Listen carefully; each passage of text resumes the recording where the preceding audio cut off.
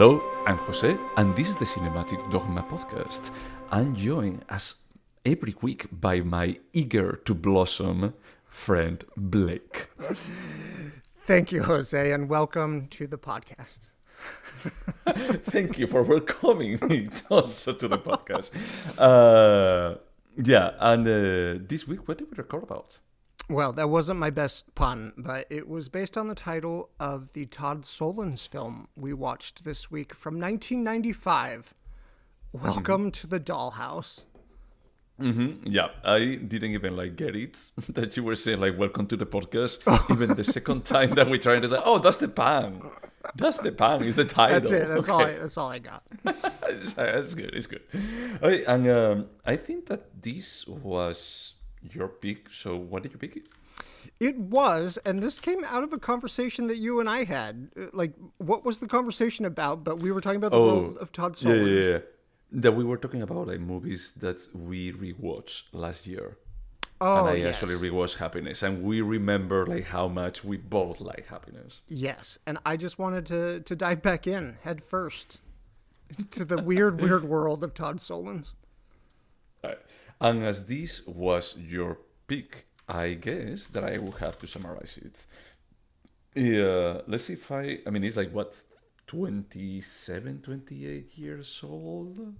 30. Oh, it's 30, 31 actually. Oh my God, that's crazy.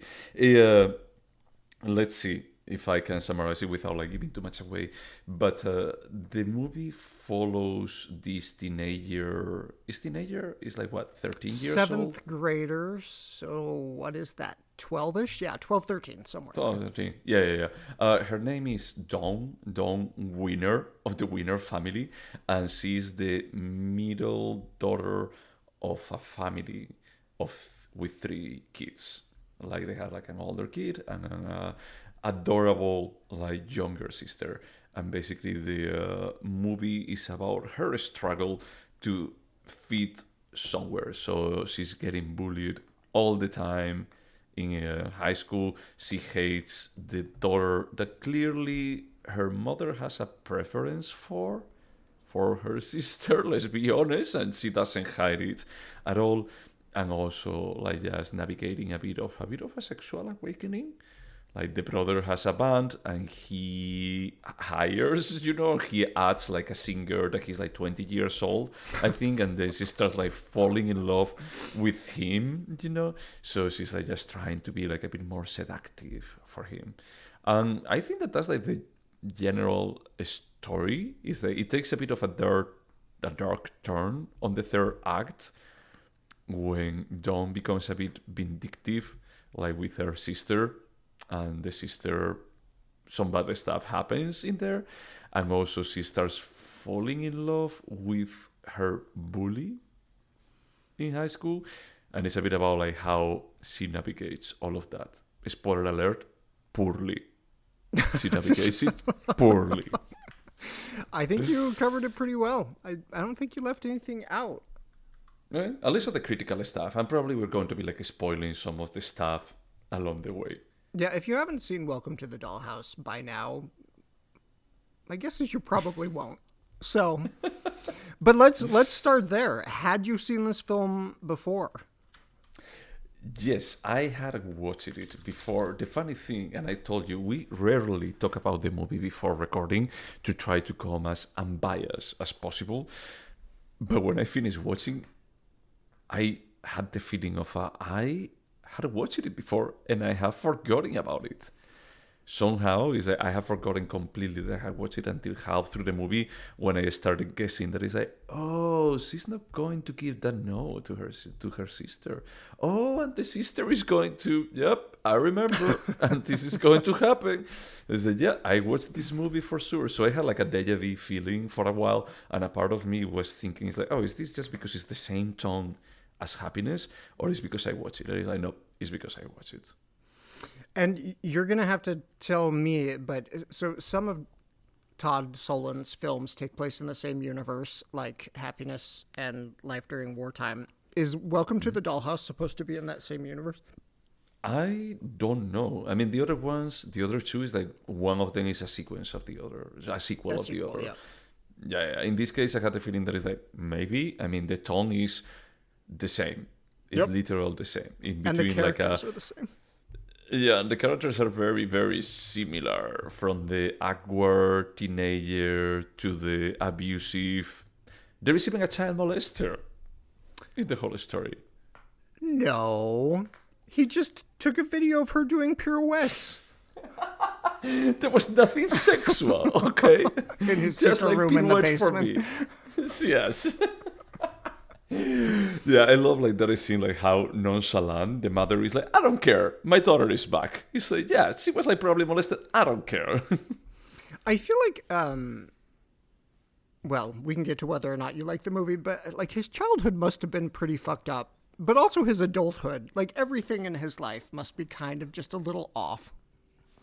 Yeah, definitely not a little. It has to be a lot off.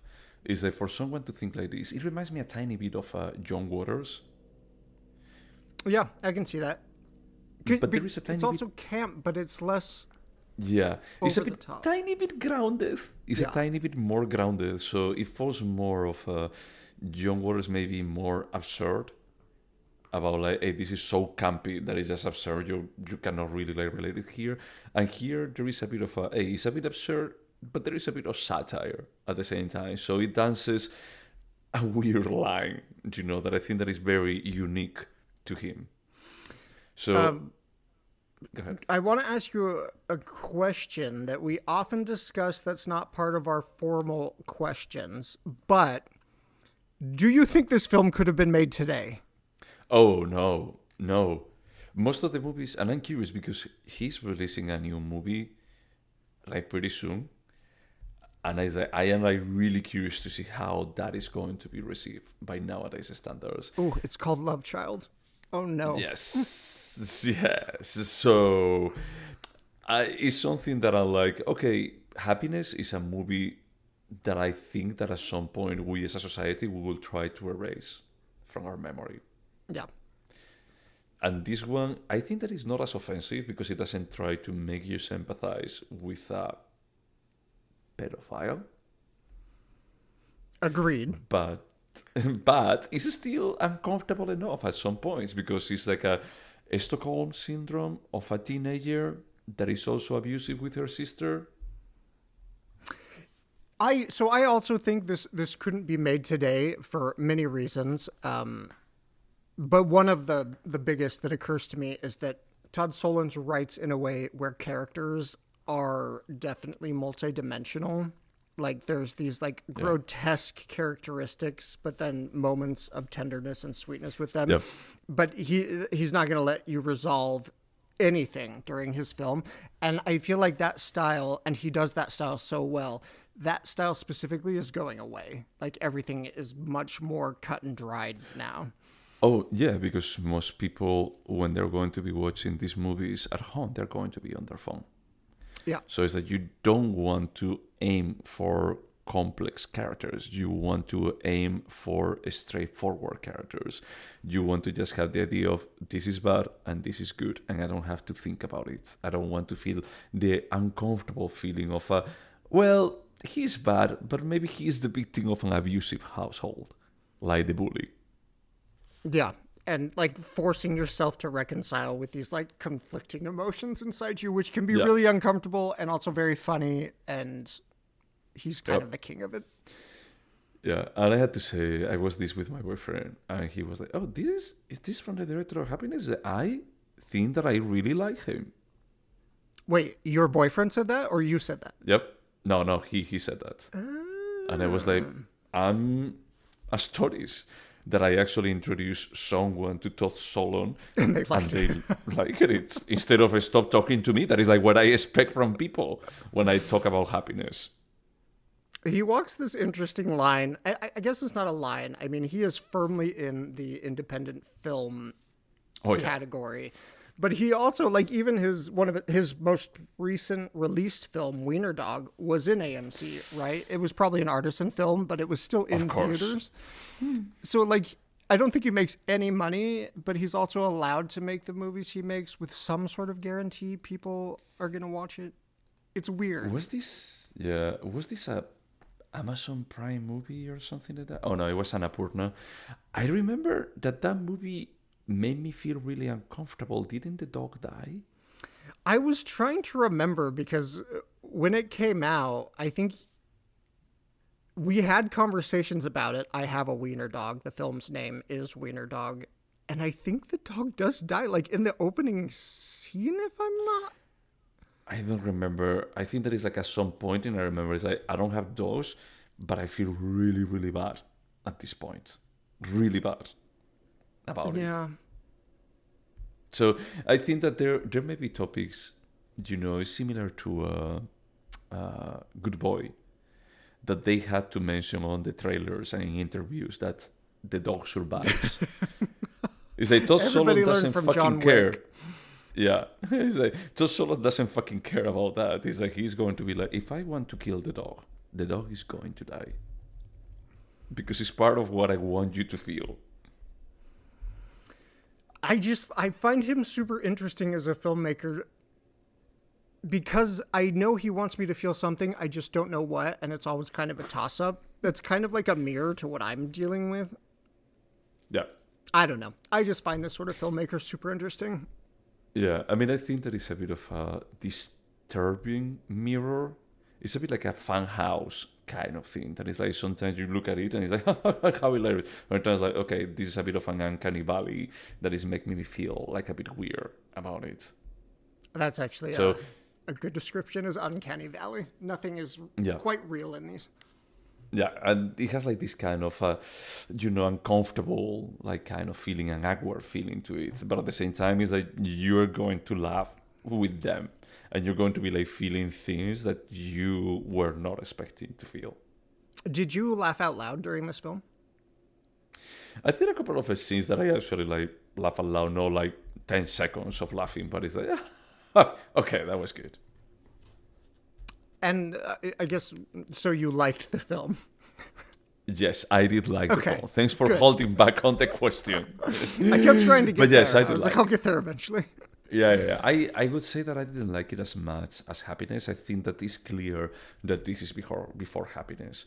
Is that it's more straightforward. Is that you have Dawn as the vehicle for all of the stories, but you can see like how he built on top of what he did on this movie to just like, oh, what about if I have like 7 different stories? I develop like 12 characters at the same time, and I make them all as terrible and at the same time endearing as Dawn.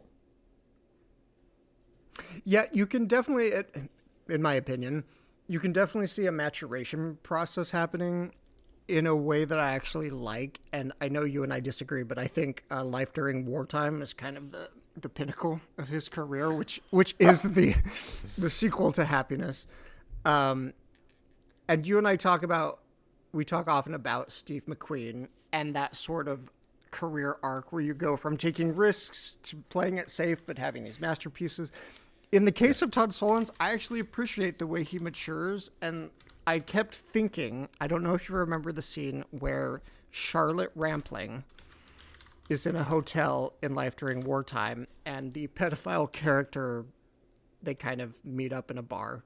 And there's this devastating scene, and I thought, okay, he's not quite there in Welcome to the Dollhouse, but I can see all of the promise. So I like to see this, just in the trajectory of his career. Yeah, I will have to watch again Life During Wartime because I forgot all of it. All. That just means you get to watch it like a virgin for the second time. Like one of the childs being molested in Happiness.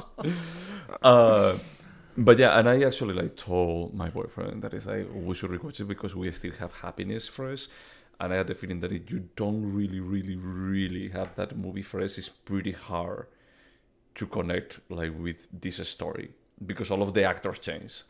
Yeah, which is very confusing. Especially, I saw Life During Wartime first, and then I was like trying to connect the dots backwards, and I was like, I'm so confused. Yeah, but I assume that you also liked it quite a bit. Like, Welcome to the Dollhouse. Very much, yes. I think it's super promising. It reminded me of something we mention a lot, which is like the kind of daring of cinema in the 90s, at least independent cinema. This is the sort of stuff that if I were to go to Sundance, if I happened to walk into a screening of this, I would be like, this guy. I want to watch more of this guy. Yeah, I was thinking about that because I think that this actually comes from Sundance.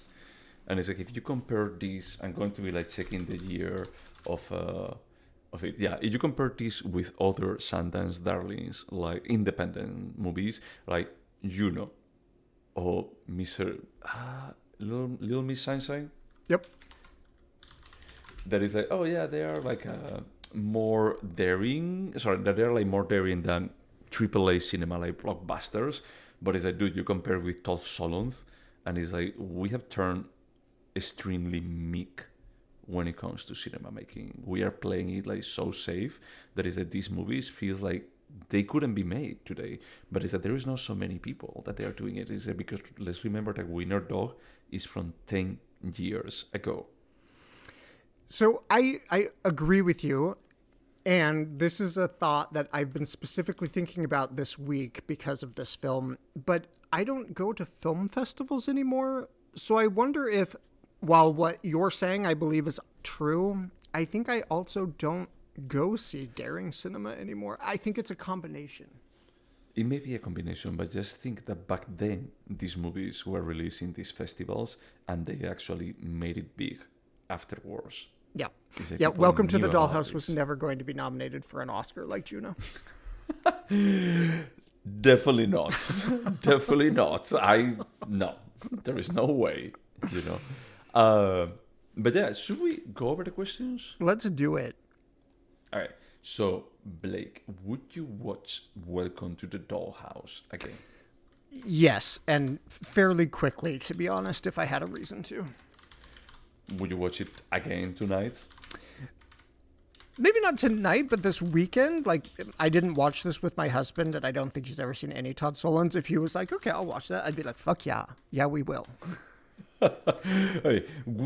I would also watch it again. Probably not tomorrow, not this weekend, but definitely in 3 or 6 months. Definitely. It's like I think that is an easy to watch and rewatch movie because it's like, what, 90 minutes or 100 minutes, but they fly by in a moment. Yep, agreed. Yeah. Would you recommend it? Yes. In fact, this is a Todd Solondz film I would recommend without hesitation because there's a lot of nods to things that are really super dark, but they're all just nods. And if they happen way off screen. So this would be the film I recommend to test the waters. And if you're willing to go a little bit farther, then go to Happiness.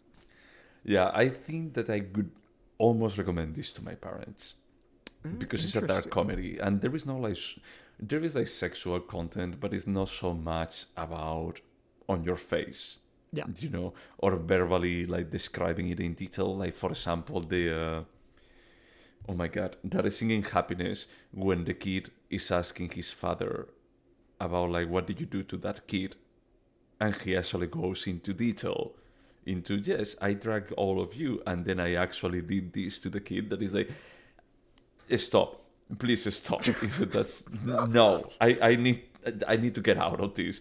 I feel like this movie never gets like pushing the envelope to that point. It's just like you know, that's completely it's like a true. very it's like a bit of a dark version of Little Miss Sunshine. The worst this film comes to is discomfort when the other ones kind of violate your sensibilities in certain non-grotesque ways. Yeah, because even like with the kidnapping of the daughter and then like the releasing, when they're describing it, it's like delivered in that way that is like you have to laugh because it's like come on, let's just be honest. But it's way in such a smart way that is like you are like saving me the discomfort, but you are like causing me like to laugh because I know that we're both on the same wavelength of just saving us the discomfort. And I love it. I love that he can put us in that position. Yeah, it's super smart. Do you think that you will remember Welcome to the Dollhouse? Honestly, I'm going to say no. I've seen this movie at least once, maybe twice before, and I had forgotten everything. Okay. Like everything. Yeah, I had to go with no too, exactly because I forgot it like completely this time. So I don't know how many times I watched it before. Maybe I watched it twice and I have forgotten every single time. But I think that is as is a bit less, how do you say, edgy than Happiness. With Happiness, I don't remember like the whole story, but there are specific sub stories that I remember pretty well. On this one is more of a girl being bullied. The end. Yeah, it's definitely this kind of just survive seventh grade film.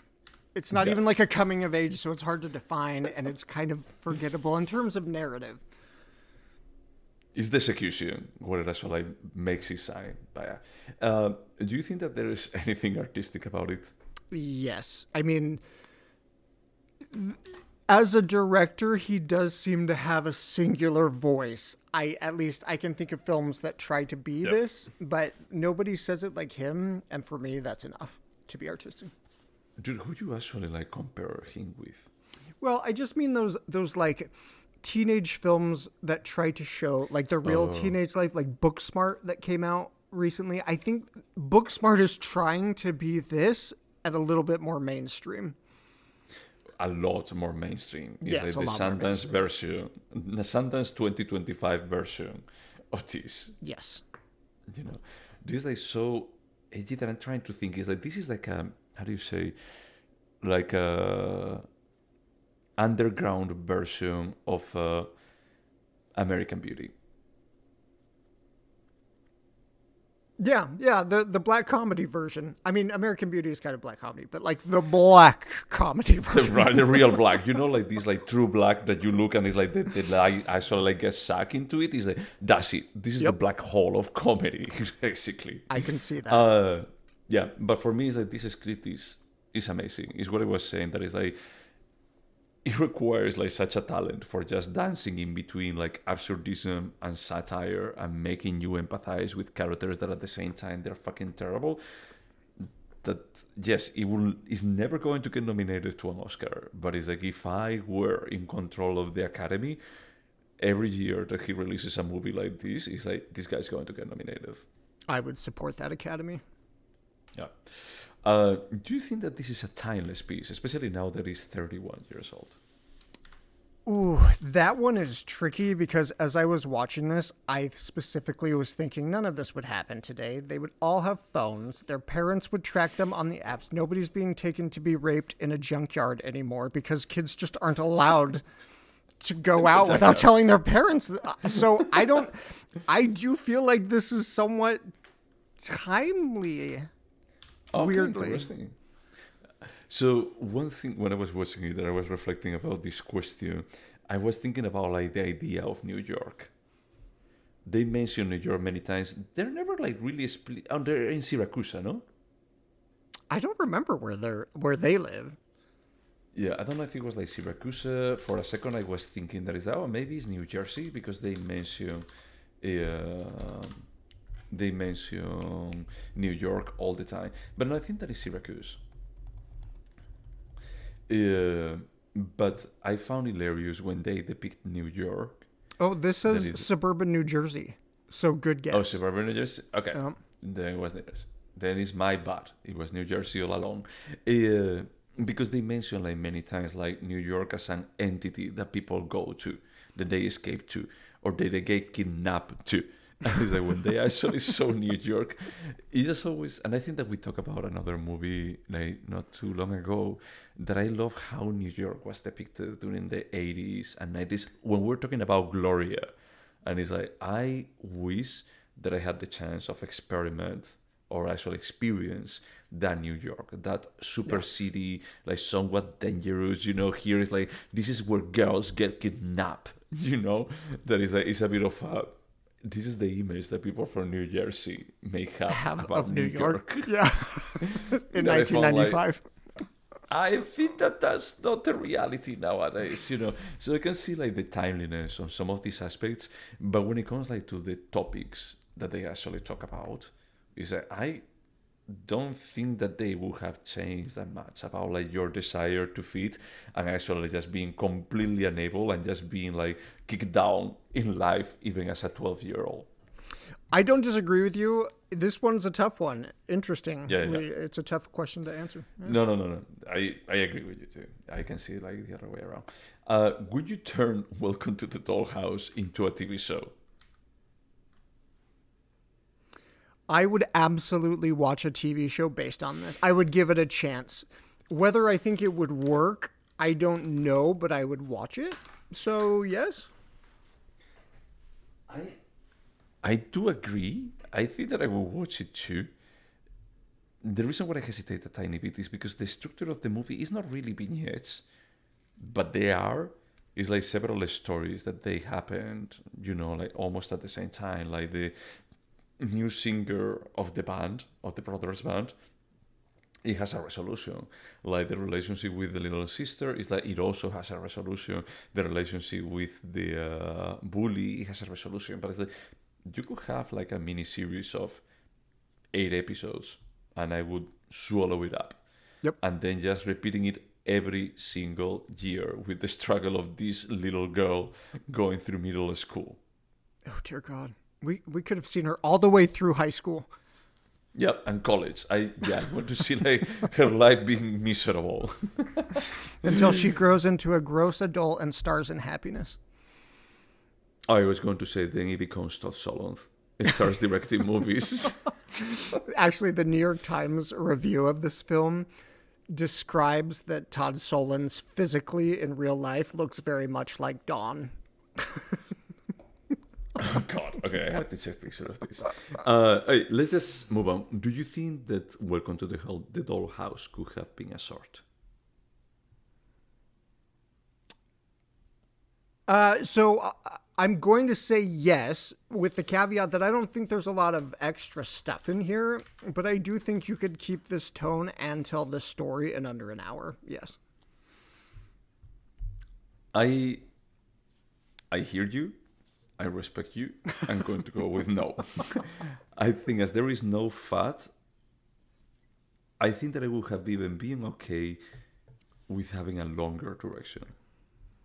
I would also. Yeah. Yeah. So it's the kind of maybe you can get the same vibe, but if I couldn't touch it, to make it shorter and I would appreciate it more, it's like, it's fine. Don't make a short. Don't make a short. I don't want a world where actually Welcome to the Dollhouse only exists as a short.